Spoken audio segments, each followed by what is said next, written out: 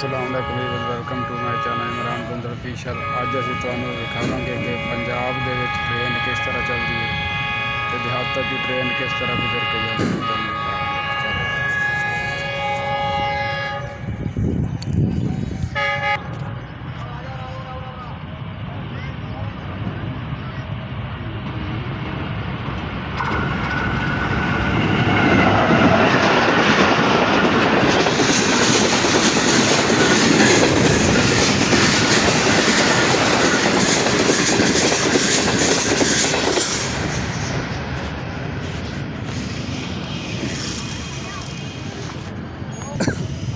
दोस्तों इस तरह पंजाब के देहाती इलाके की ट्रेन जाती है। ट्रेनों की पटड़ियाँ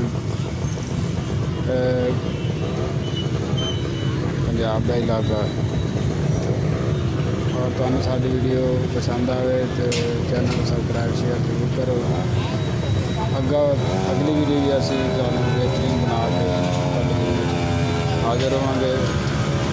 अगली वीडियो वास्ते अपना ख्याल रखो, अपने प्यारों का ख्याल रखो, अपने अच्छे अमाल करो। अल्लाह अमल तकलीफ दे। अल्लाह हाफ़िज़।